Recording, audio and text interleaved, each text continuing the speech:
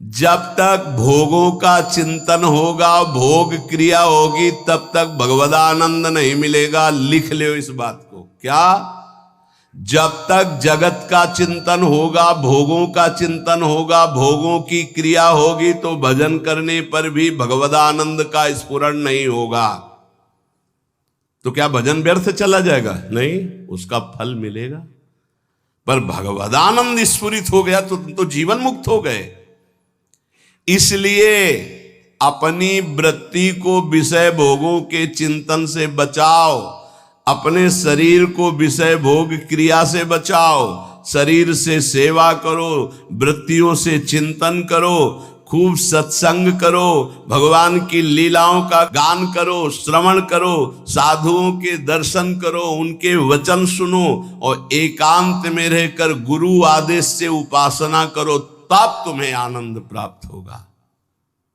फिर सुन लो, जगत का चिंतन, भोगों का चिंतन, भोगों की क्रिया जब तक होती रहेगी तो 2-4 माला से घुमाने से भगवदानंद की स्फूर्ति नहीं होती।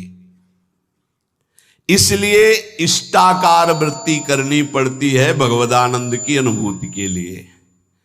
तो तुम नाम जप करो, सत्संग करो, भगवत लीलाओं का गुणानुवाद करो, श्रवण करो, साधु महात्माओं का दर्शन, उनके वचन, एकांत में गुरुदेव प्रदत्त उपासना करो, तो तुम्हारी चित्तवृत्ति में भगवदानंद स्फुरित हो जाएगा। ये साधन बताए।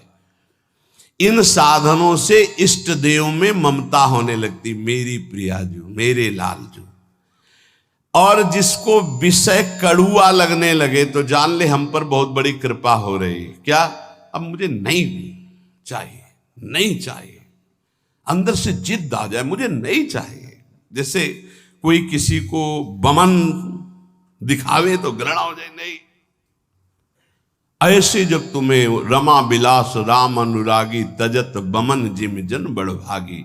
बड़भागी महाभागवत वैष्णव जन हर भोग को वमन की घृणा की बुद्धि से देखते नहीं। जब आप ऐसे चलेंगे तो विषय भोग आपको घृणास्पद लगने लगेंगे। नहीं, छी, अंदर से आने लगेगा। नहीं, अभी अमृत जैसा चिंतन होता है। जब अमृत जैसा चिंतन प्रभु का हो और विष जैसा चिंतन संसार के भोगों का हो। ब्रह्मादिक के भोग सब विष सम लागत ताई। विष सम, जैसे बढ़िया खीर, रबड़ी, गुलाब जामुन सब बना रखा, कान में कोई विश्वास पात्र आदमी आके दे, भाई हमें संशय है इसमें जहर मिलाया गया, अब एक कवल खा के दिखाओ, आप डर जाओगे। ऐसे ही महापुरुष कह रहे हैं हर विषय में आसक्ति रूपी जहर है, मत भोग। ये जहर जन्म जन्मांतर बढ़ता चला जाएगा।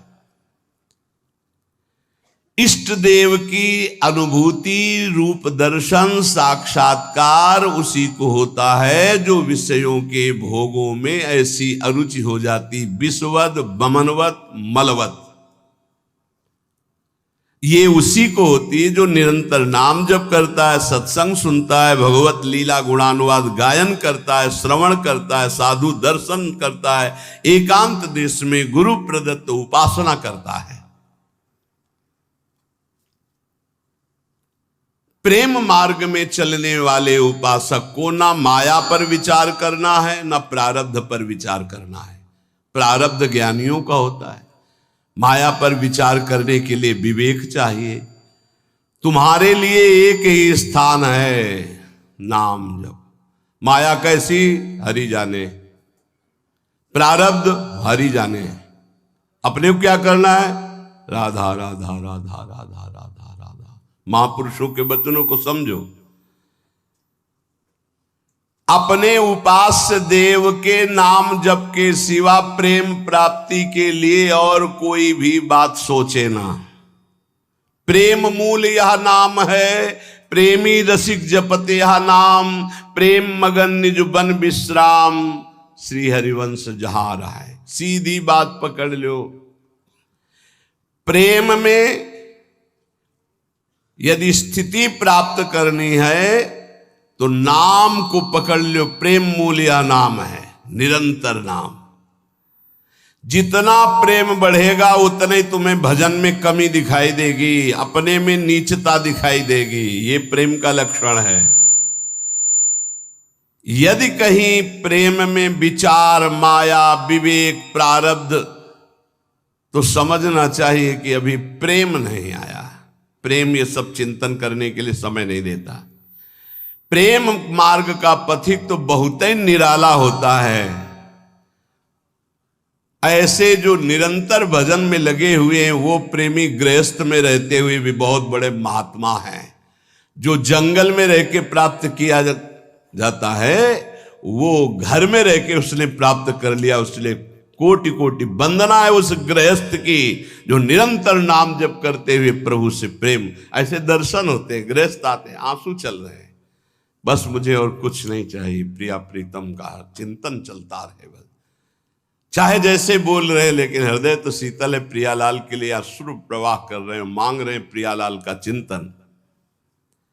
ऐसे महापुरुष के लिए गृहस्थ और विरक्त में कोई भेद नहीं, जंगल और घर में कोई भेद नहीं है।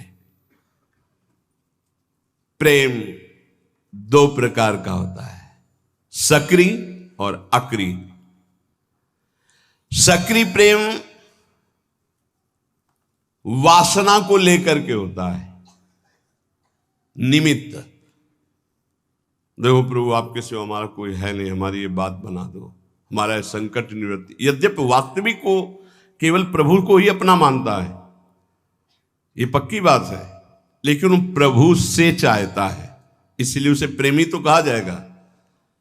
लेकिन वो सक्रिय है, क्रियावान, निमित्त। वो निमित्त रहित विशुद्ध सहज प्रेम नहीं है, सहज प्रेम नहीं है, ये सक्रिय है। ऐसे प्रेमियों की कोई खास गणना नहीं होती, मतलब इनका कोई खास महत्व नहीं माना गया प्रेमी जनों के बीच में। क्यों? क्योंकि जिस दिन इनकी वासना की पूर्ति हो जाएगी उस दिन से इनका लगाव कम हो जाएगा, ये सिद्धांत है। और जो निष्क्रिय प्रेमी होते हैं, निष्काम, कोई निमित्त नहीं, ये भगवान को अधीन कर लेते हैं अपने, इनके संग डोलते हैं भगवान। जैसे कोई अत्यंत रूपवती है पर वो अन्य किसी से प्रेम करती है, तो क्या पति उसे अपने हृदय का प्रेम संपूर्ण दे पाएगा? नहीं दे पाएगा। कोई रूपवती नहीं है, गुणवती नहीं है, लेकिन अपने पति की अनन्य है, तो वास्तविक प्रीति को जानने वाला पति उसके हाथ बिक जाएगा। ऐसे हमारे श्री हरि है। यदि आप कहीं अन्य भाव रखते हैं कि मेरा ये काम बन जाए, मेरा ये काम बन जाए, मेरा ये काम बन जाए, हरि को ही बचते हैं माना, तो हरि आपकी वो इच्छा की पूर्ति करेंगे पक्का। जो इच्छा करियो मन माही, हरि प्रसाद कछ दुर्लभ नहीं।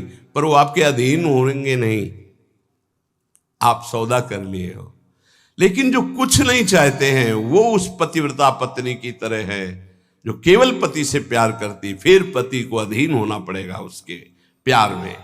ऐसा वो पातिव्रत धर्म से युक्त अनन्य रसिक उपासक होता है जो अपने इष्ट को अधीन कर। ये जीवन का लाभ यही, क्या मांगोगे? संसार ये तो अपने आप पीछे पड़ा रहेगा। बात ये बाधा रूप में मिल जाएगा जिसे तुम मांगना चाहते हो। चलो तो आगे प्रेम मार्ग में। यदि आप प्रभु से कुछ नहीं मांगोगे तो सबके अधिकारी बन जाओगे आप। कुछ मांग लिया तो कुछ हाथ लगेगा, सब कुछ नहीं, और कुछ नहीं मांगा तो सबके अधिकारी बन जाओगे आपको, और अधिकारी के बन जाओगे, कुछ चाह ही नहीं रह जाएगी। सच्ची बात ना। नाम जप का ऐसा प्रभाव कि बाल भक्त ओम प्रकाश जी के जीवन चरित्र में पढ़ा गया। दिन प्रतिदिन रति खत्म होती जा रही संसार की। गजब की बात है कि 74 दिन तक कोई खान पान नहीं, सशरीर भगवान का आलिंगन प्राप्त किया। सशरीर, ऐसा नहीं कि कोई चिदानंद दे से, उसी शरीर से आलिंगन प्राप्त किया और फिर सखा भाव से मुक्त हो गए। आज भी उनकी समाधि बनी हुई चामुंडा के सामने। ऐसे नाम जप, स्कूल से शुरू किया नाम जप, और ऐसी उच्च कोटि की कम अवस्था में स्थिति प्राप्त कर ली। नाम जप में बड़ी अपार सामर्थ्य है, पर हमें लगता है कि प्रभु से यदि ना मांगा जाए तो बहुत ज्यादा लाभ मिल जाएगा। हम लोग बहुत कमजोर हृदय के मांग कर बैठते। कई बार ऐसी परिस्थितियां आती हैं कि साधक को विश्वास नहीं रहता। विश्वास यूं नहीं रहता जैसे अब बड़ी भयावह परिस्थिति आने वाली है, अब उसको लगता है पता नहीं भगवान जानते कि नहीं जानते, सुना कि नहीं सुना। हे भगवान आप ये काम बना दो, बस आप इस विकट परिस्थिति से निकाल दो नाथ, बस जीवन भर भजन करेंगे आपका, प्रभु प्रभु आप बचा लो बचा लो। तो जब बच गया तो आप देख लेना वो जो आपकी प्रीति थी प्रभु से कम हो गई, आपका जो अपनापन था वो कम हो गया। ऐसे आप अगर 100-200 बार ऐसे मांगते चले जाएंगे तो आपका भजन ही क्षीण हो जाएगा, आपका भाव नहीं बन पाएगा प्रभु के प्रति, ऐसी स्थिति आ जाएगी। सच्ची कहते हैं यदि तुम्हें वास्तविक बात समझ में आ जाए मेरी, पूज्य बाबा कह रहे आनंद ही आनंद तुम्हारे जीवन में रहेगा यदि तुम प्रभु से कुछ न मांगो तो। जा ही न चाहिए कबहू कुछ, नहीं चाहिए नहीं चाहिए। वो स्वामी को अधीन कर लेता है, ये बात आप अच्छे से समझ। अगर आपने कुछ स्वीकार कर लिया तो वो फिर बिकेंगे नहीं, वो आप ना ना ना तो वो बिक जाते हैं। ऐसे उदार स्वामी, ये अंदर की बात है, पकड़ लो अगर पकड़ पा रहे हो तो। मांगोगे तो कोई नाशवान, और जब आप मांगोगे नहीं ना, वो देख रहे हैं तुम जो हाय हाय कर रहे हो कि विपत्ति हटा दो, उससे ज्यादा उनको परेशानी है। आपको विपत्ति में वो नहीं देख सकते। बड़ा सर्वाश्चर्य, मैं मतलब कैसे तुम्हें बताए, बड़ा आश्चर्य में। कल की बात, एक सखी जिसको भारी कैंसर, यहां से ऐसे मवाद बह रहा कि वो बैठे तो पूरा वातावरण दूषित हो जाए, कोई पास न बैठे, ऐसे कैंसर का स्वरूप।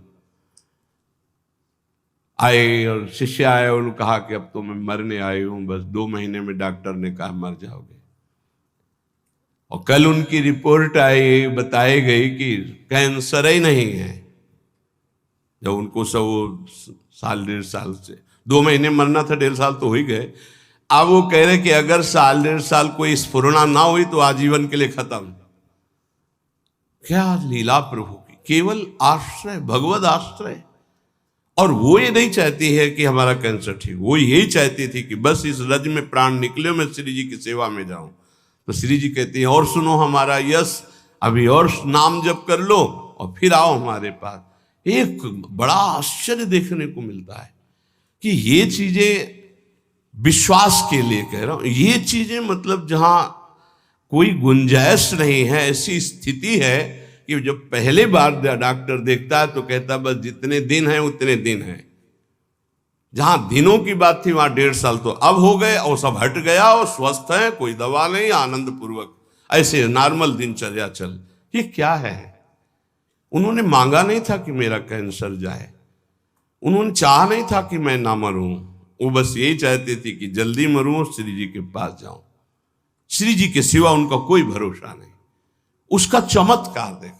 अरे यार वो सब देख रही है, वो सब जान रही, काहे को मांगोगे, काहे को अपने प्रेम में कलंक लगाओगे? आगे से आगे वो देख रही। नारायण 2 बात सो और अधिक नहीं बात, रसिकन को सत्संग नित, युगल ध्यान दिन रात। सचमुच सचमुच बाबा लिख रहे हैं, नारायण स्वामी कह रहे हैं कि भगवत प्राप्ति के लिए इन 2 बातों से बढ़कर और कोई बड़ी बात नहीं। रोज सत्संग सुनने को मिले और युगल सरकार का नाम जप करते हुए ध्यान करने को मिले। राधा वल्लभ लाल को हृदय ध्यान मुख नाम भगवत प्राप्ति हो गई। 2 ही बात, रोज सत्संग सुनने को। रसिकन को सत्संग नित, युगल ध्यान दिन रात। तुम्हें हम बताते हैं कि जिनको ये भ्रम हो कि गोपी जनों से एक क्षण के लिए भी भगवान गए तो कभी नहीं गए। पूज्य बाबा कह रहे हैं अरे भक्तों से एक क्षण के लिए भी कभी भगवान दूर नहीं होते। गोपी तो भक्तों की प्रेम ध्वजा है भक्ति की, इनकी ताकत क्या ये दूर जा सकते हैं अपने प्रेमियों से। आप ये समझ लो कि आज भी जो भक्त भगवान के सिवा किसी से अपना परिचय नहीं रखते, भगवान उनसे एक क्षण भी दूर नहीं। और फिर वृंदावन तो इनका घर है, वृंदावनम परित्यज्य पादमेकम न गच्छति, तो कैसे कहां जा सकते हैं। भक्त के अधीन भगवान है, ये वैसी भक्त की बात है जो कभी भगवान से कोई मांग नहीं करता है, उन भक्त की बात है। आप देखना चाहते हो कि वृंदावन में भगवान साक्षात यहां विराजमान है, अपना संबंध किसी से मत रखो, न देह से और न देह भोगों से, न देह संबंधियों से। अगर मिल न जाए तो कहना। उन गुरुजी का नाम रघुवंशी, शायद रघुवंशी या कुछ ऐसा ही नाम, ये जो धर्म सम्राट करपात्री जी का विद्यालय, संस्कृत विद्यालय है, जो बड़े बड़े महापुरुष जन उनसे पढ़े हैं, उनका ऐसा ही ना। वो पहली बार जब काशी से वृंदावन आए, बड़े ही महाभागवत, नाम जापक, धर्म मर्यादा के अनुसार, गुरु रघुवंशी जो क्या है सब स्मरण हमें नहीं है।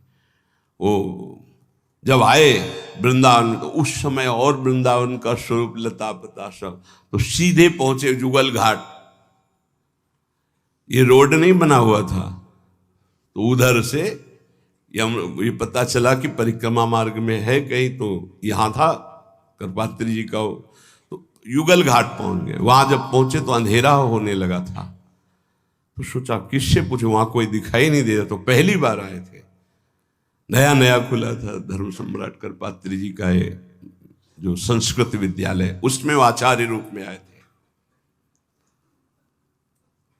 देखा एक पीतांबर पीत वस्त्र धारण किए हुए, हाथ में जैसे गुरुकुल में पढ़ता हुआ विद्यार्थी। कहा गुरुजी दंडवत। दंडवत। हमें लगे कि गुरुजी तुमको जानना चाहते हो। बोले आप मैं विद्यार्थी हूं, सेवा कुंज में रहता हूं। उनको क्या पता क्या सेवा कुंज।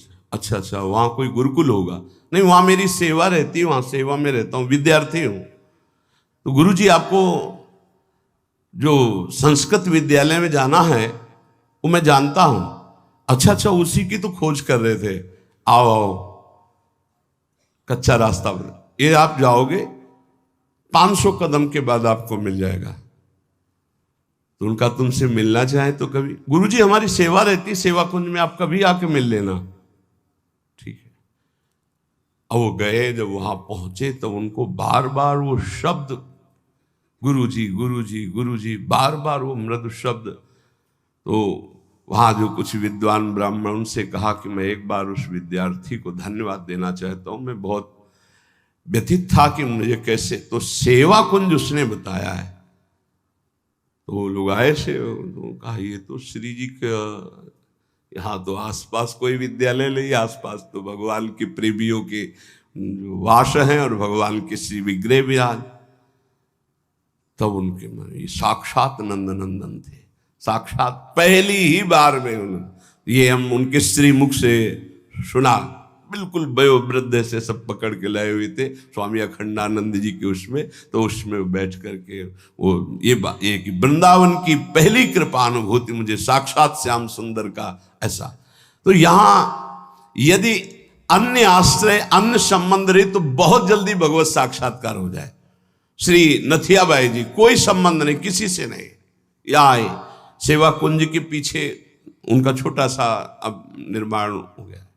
तो उपला बीन लेती, चून मांग लेती, मोटी रोटी बनाती, किसी एक संत को पवा देती, धीरे धीरे छोटी सी कुटिया धीरे धीरे मांग करके, बस कोई संत पहुंच जाए 1 बजे 2 बजे 4 बजे, भाई जी राधे राधे, भूख लगी भाई जी, भिक्षा मिलेगी, रुक बाबा, तुरंत व्यवस्था करती और पवाती। अब धीरे धीरे ऐसा कि पूरे गांव में जाती, आटा मांग के लाती, कंडा बीन के रखती, 10-20 संतों को पवाती। एक दिन बैलगाड़ी में वो मांग करके जो चून आदि कंडा आदि सब ला रही थी। संध्या का समय हो गया, कच्चा मार्ग था, वर्षा होने लगी छाता लालटेन लेकर के, क्योंकि आटा संतों का है, लकड़ी संतों की अगर भीन जाएगी तो कल भिक्षा नहीं होगी। ए माई ये छाता ले, हम तो नव अवस्था के हैं, हमें कोई फर्क नहीं। अरे नहीं लाला तू भीन जाएगा, बड़ा सुकुमार है तू, नहीं नहीं ये नहीं। और भींजते हुए लालटेन आगे लेकर के चले। कुछ समझ में नहीं आया। जब वहाँ नथिया बाई अपनी कुटिया में पहुंच गई, वो गली से निकल गए। जब दूसरे दिन दर्शन करने गई तो वही छाता वही लालटेन लिए बिहारी जी उनको दिया। अरे बोले तू था, मैं तो समझ ही नहीं पाई। ये वृंदावन धाम है, रोज ठाकुर जी मिलते हैं, पर बड़े लीला बिहारी हैं। अगर किसी से संबंध रखते हो तो देख नहीं पाओगे, और अगर केवल उनसे संबंध रखते हो तो पक्का समझो कोई ऐसा वृंदावन वासी जो प्रियालाल का अनन्य है, ये नहीं कह सकता कि मुझे प्रियालाल का सानिध्य नहीं मिला। ये घर है उनका, आपका कोई और है, आपकी कोई ठौर है, इसलिए ये छुपे है। नहीं तो पक्का वृंदावनम परित्यज्य पादमेकम न गच्छत। यदि अन्य कोई चाह नहीं, अन्य कोई संबंध नहीं, तो फिर ये वृंदावन बिहारी तुम्हें दर्शन दिए बिना कैसे रह सकते हैं। ये सर्वव्यापक भगवान हैं एक तरफ ज्ञानियों के लिए, लेकिन प्रेमियों के लिए उनके लाडले प्रगट ठाकुर है। ये भक्तानुग्रह विग्रह है, इसलिए जो इनकी भावना में रहता है वो टकराते रहते किसी किसी रूप में, रोज मिलते रोज। देखो पहचानो, इसीलिए कहते होश में रहो, ये वृंदावन धाम है। इसलिए उपासक को श्री धाम का यदि सानिध्य मिल गया है तो सानिध्य का लाभ लीजिए। किसी की निंदा मत कीजिए, किसी का अपमान मत कीजिए, खूब नाम जप कीजिए। श्रवणेन्द्रीय, रसेंद्रीय, घ्राणेन्द्रीय, वाकेंद्रीय, जनेन्द्रीय, इनको भगवत प्रसाद से संयम में रखा जाए। यही चंचल होकर के हमें भ्रष्ट कर देती हैं और अचंचल होकर हमें प्रभु में स्थित कर देती है। इनको चंचलता रहित करने के लिए सरल उपाय है नाम जप और सत्संग। सत्संग आपको रोज संभालेगा, नाम जप आपको पावर देगा, जिससे आपके द्वारा ये जो त्रुटियां हैं ये होंगी नहीं। खूब नाम जप कीजिए, मन लगे या ना लगे, राधा राधा राधा परम मंगल निश्चित है। शेष चर्चा आगे। श्री राधा वल्लभ लाल।